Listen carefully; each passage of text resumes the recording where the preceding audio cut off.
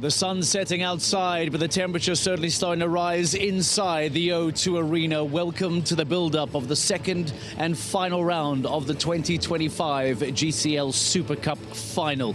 The entire season that started back in late February in Doha, in Qatar, has brought us across the globe. Over 50,000 kilometers traveled, over 4 continents visited, and it brings us to Czechia. It brings us to Prague, and it brings us to the O2 Arena, and it brings us to just one more round of show jumping before the ultimate champion is decided. The ultimate GCL Super Cup winners are decided. Is it going to be a 2-time win for Razorback International, or will it be a first-time ever win for the other 5 teams that find themselves on the current leaderboard?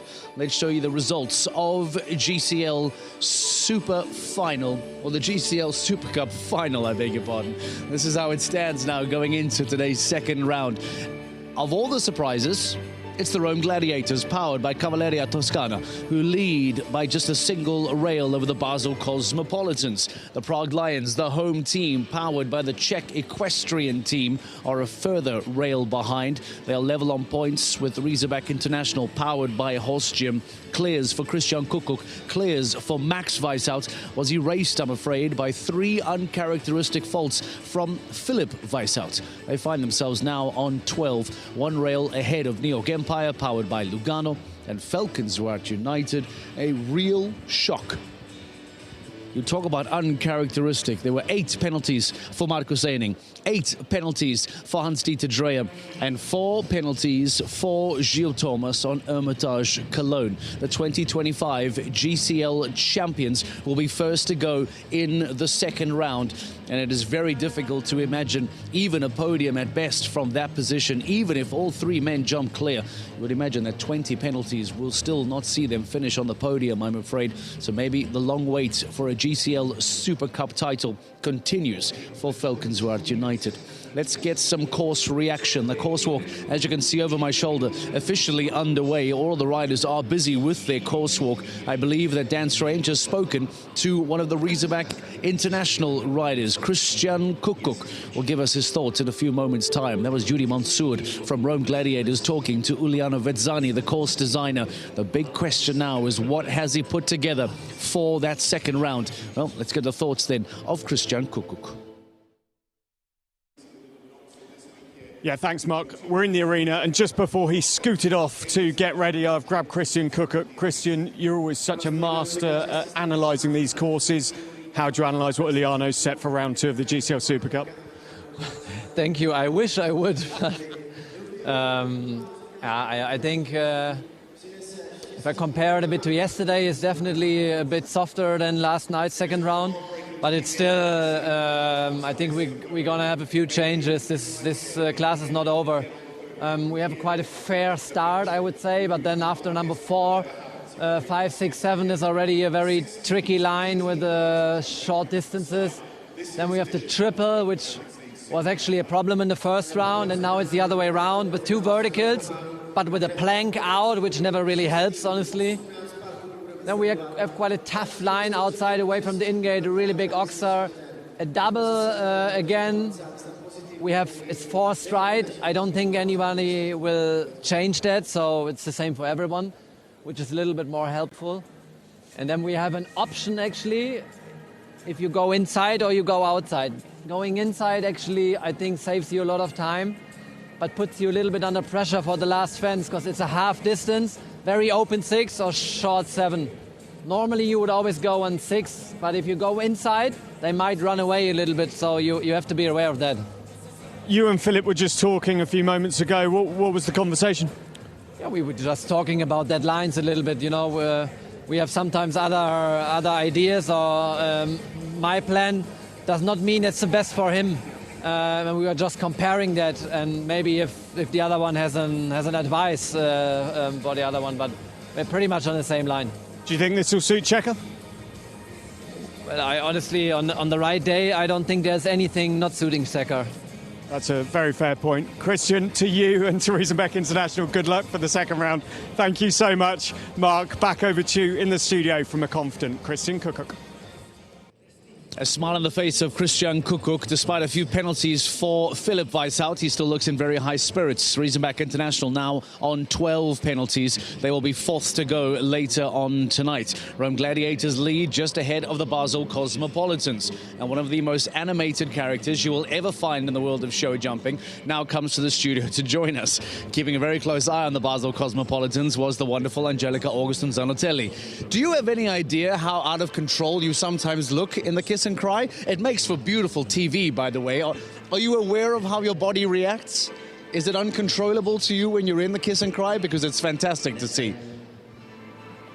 I kind of think I'm a very calm person. In the kiss and cry? But when I enter that kiss and cry, I hate something else. I'm out of control. I cannot control anything else going on in the ring, and I don't like it. It's beautiful to see. It makes for great TV. I feel like everything needs to be reinforced around you, but it talks about the emotion of this. It talks about the energy of this. And take me through then what you were watching in that first round, in particular with Marlon. Give me your thoughts on round one, because that seems to have set things up quite nicely now for that second round. Yeah, it was a very exciting first round. There was a lot of things happening, horses jumping beautifully, but also a few struggling. I still think the course was big as expected, was nice lines. This course, it's different. Let's talk round two. There's millions of euros on the table. It is literally the last class of the entire season. You expect it to be big and scary and challenging and wonderful. From what you've walked, I saw you and Marlon having deep conversations. Give me your assessment of what's here. Yeah, it's a big track. The difference on this time, I think it's a lot of options.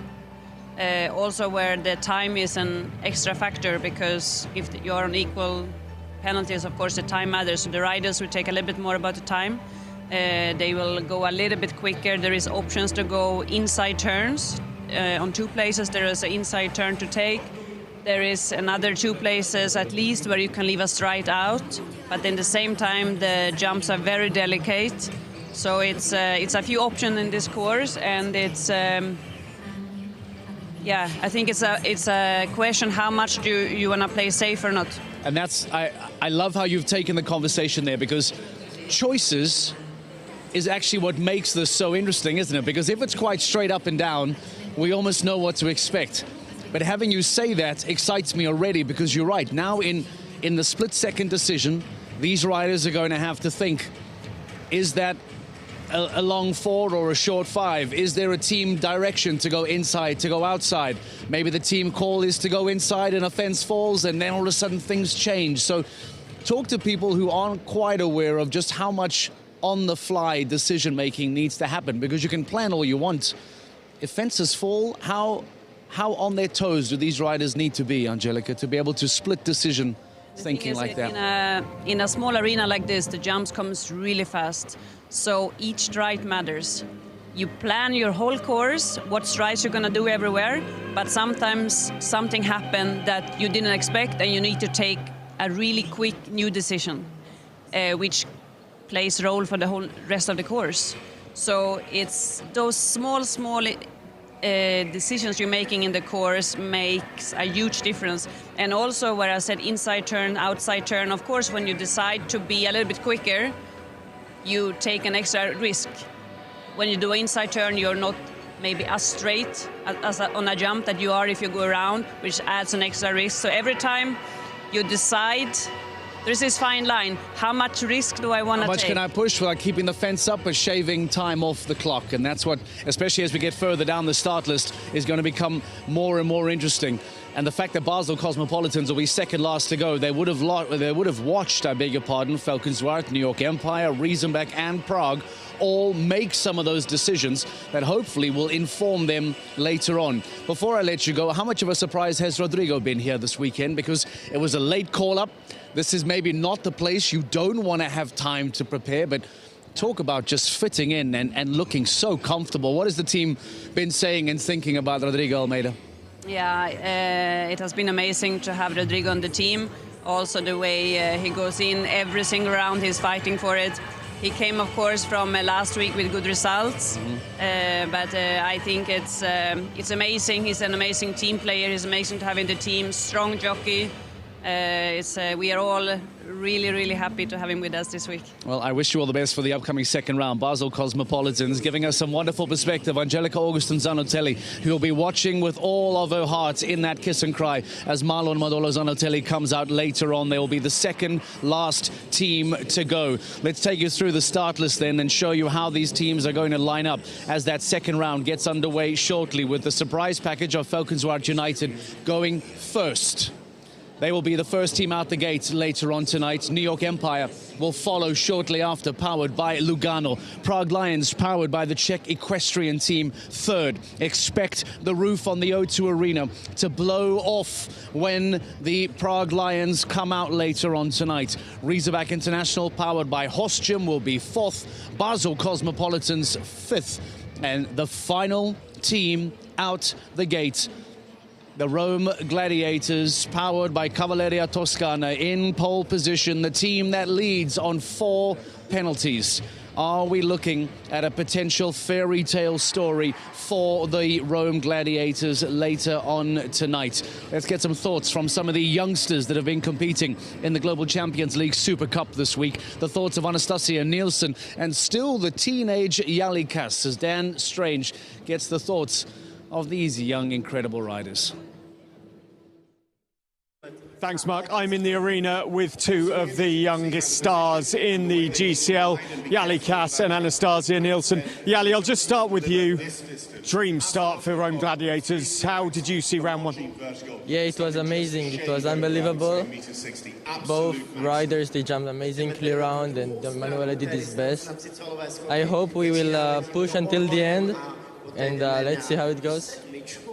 Anastasia, you had a really good first round in the Longines Global Champions Tour Super Grand Prix yesterday. You would have wanted to be riding in the GCL Super Cup final. How much have you enjoyed watching?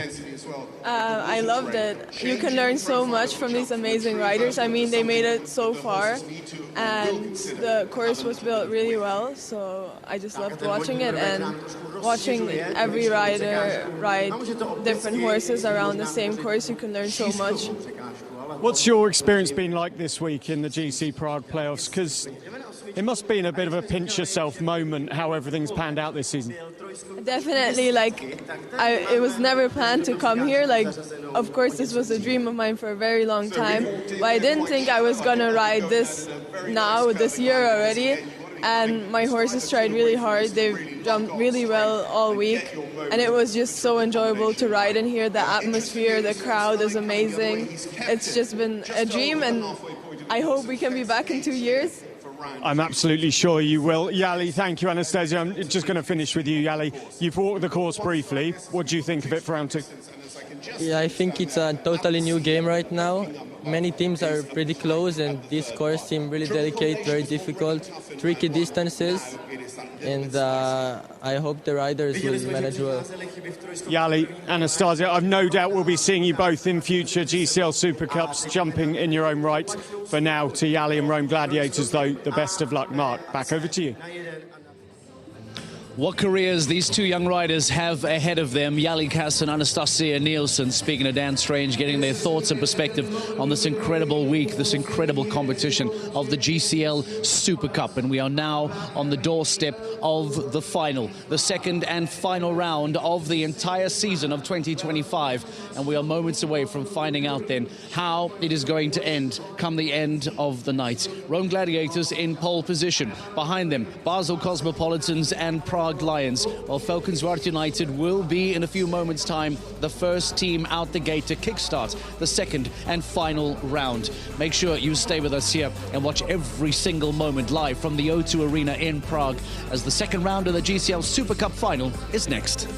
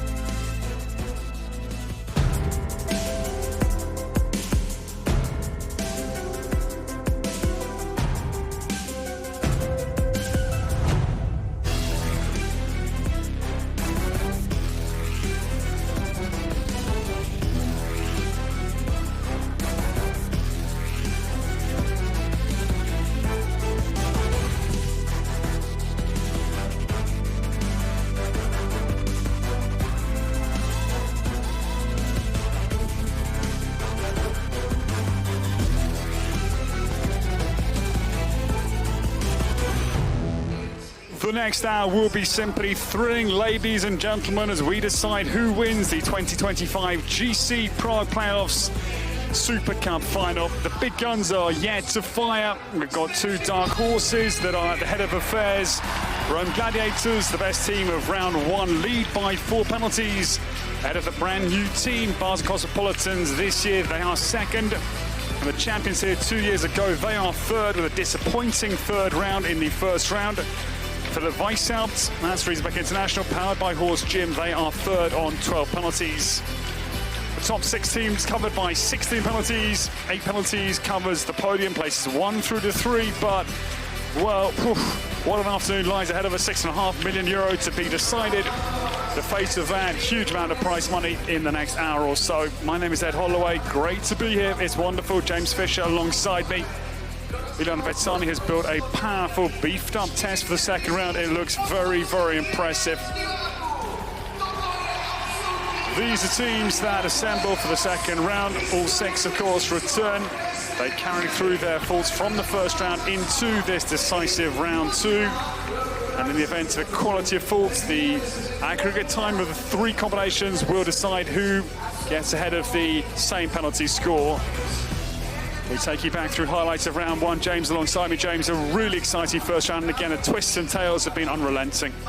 Yeah, it certainly gave a nice result. 7 clears out of 18 starts. That was Marcus Henning. A couple of faults that hopefully he will sort of put to rights in the next round. This team again, Hans-Dieter Dreyer. This was a difficult combination. It was vertical Oxer. Oxer really tested them. I think this... what we're going to see now will test them in a different way. Hermitage, Cologne. And that's a horse that's got lots of ability. Again, that triple combination really testing them.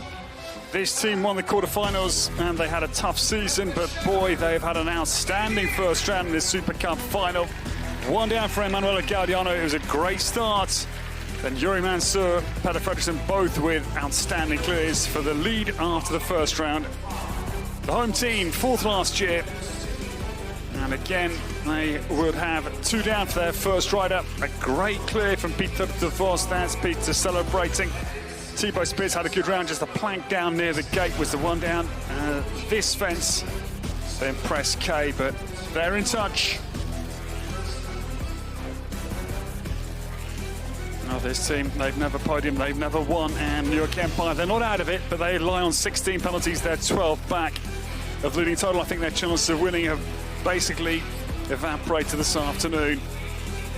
Bertram Allen in trouble, which was the reason for their big score, sadly. Scott Brash jumped a great clear, but could not rectify the wrongs. Brand new team. James and Basel Cosmopolitans lying second. They are very much in with a chance of winning there. Only 4 back. Yeah, lots of quality there. They're very upbeat. It's sort of a little bit the comeback kids here. And yeah, they're in a really good position. His Riesenbeck International, and unbelievable 2 clears from Christian and Max. And Philip Weishaupt on probably an inexperienced type of horse in the toughest position of anchorman there, finding it quite tough, but they're still in a strong position, and they're still possibly one of the favourites. But with the passion that the Rome Gladiators and Basel Cosmopolitans have got, then they're looking good for podiums. So those are the standings. 8 penalties, covers our podium only. It's anybody's really still from this point on. And what has Ilana Vezzani got up here? It's Italian Sleafrus in round 2, but it's a very big course, I can promise you. In this compact arena, the O2 Arena, the first fence is the Lamps vertical down the middle of the arena. That's fence 1 at 155 tall. It's then a shallow left-hander into a very big square ox up. The Airbank ox at 155 square. That's fence number 2. It's impressive. Right-handed, and it's a sharp right-hander into the Rolls-Royce Prague purple vertical. 160, very tall, and then right-handed to an enormous ox. The Mucha Liverpool 155 by 160 is again visually striking. Left-handed they'll turn. It's a sharp hairpin bend. Ahead of the in-gate lies the enormous airy Czech equestrian team plank of 5. Looks very demanding. Left-hand, the clock ox again is impressive. 3 strides down to the Longines Liverpool. That is fence 7, 160 tall. They then turn left into the meat of the course, the treble, the GCL combination. 8A entering, 155 by 160 the land, 8 meters and 10 it walks. 1 stride to an enormous 160 tall vertical, 8B, and then 2 strides forward out. It is a distance to a plank. It looks enormous, 8C. 160 tall is stated, but we think it's bigger. They then swing right-handed. Far side is the very skinny, very visually flimsy-looking Prague ox. It's enormous away from in-gate with that suck-back effect. 155 tall, 160 wide, fence 9. Then 4 strides down to the late combination. It is the Prague Playoffs vertical entering. This is fence 10A after 4-stride distance. It's 160 tall, 8 meters and 20, the distance in between 1 forward stride. The ox are leaving 155 by 160, 10B. And then the home turn, 2 fences after this enormous effort out of the late double combination. We'll see them come down towards the finish line, but it's a long way home from here because there's an inside cut. I think they'll have to take it because time will surely be decisive. Back to the Longines vertical again. It's skinny at 11, 160 tall, and then left-hander into the final fence. And it's enormous. The blue-yellow Prague Lions ox are down by the in-gate. It's a phenomenal course. James, what do you make of the test of Ilana Vezzani? Yeah, it is a really big course. It's sort of elements of a reverse course of the first round, but very much up to height. Some of the verticals there, Ilya Vezzani there, just deep in thought at what he's built. But yeah, a couple there at 165 is the starting list. Yes, we go in reverse order as from the placings in the first round. So the biggest score was for this team, surprisingly, the season's champions. Reverse of fortune, they start on 20, Valkenswaard United. New York Empire slithered into the semis, and they are again back in the pack. 16 their score. They'll be looking to move upwards. Dennis Lynch, Bertram Allen and Scott Brash. The home team, 4th last year, and they line 4th this afternoon. Prague Lions starting on a score of 12. Niels Bonsales, Peter de Vos and Thibaut Spitz. Then come the 2023 champions, Riesbeck International, powered by Horse Gym. Christian Kuckuck, Max Weishaupt, great clear from him. And Christian Philip Weishaupt in trouble in the first round, looking for better fortune. This team lying in second, Basel Cosmopolitans, we welcome, as they look for the biggest win in their first season. Would be an outstanding achievement as rookies this year. The leaders, Rome Gladiators, they have a 4 penalty cushion. It's a slender margin. Emanuele Gaudiano, Yuri Mansour and Peter Fredriksson. The leaders on a score of 4. Well, James, next 45 minutes is going to be wonderful.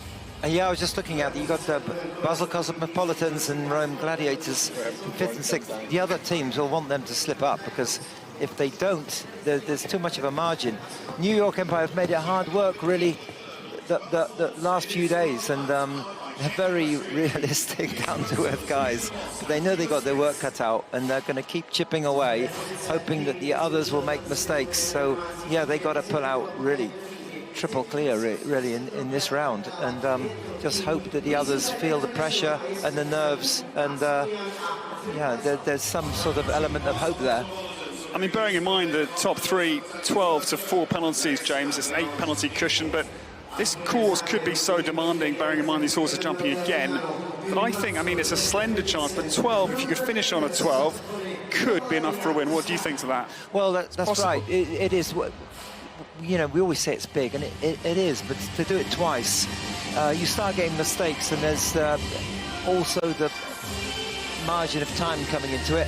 You know, do they take any risks? Taking risks when it's up at 1m60, it's difficult. I would say there's a couple of really tricky lines of floating in 1 to 2. This is like a 7, sweeping 7 here. That will be pretty standard. But I think the riders will be a little bit conscious of the time, and they're going to be clipping the corners. I think the last 2 fences are difficult to jump. 11 to 12. I was with Jan Tops at fence 12, and he said it looked like a house. I mean, I don't know what sort of house, but it was big as a house.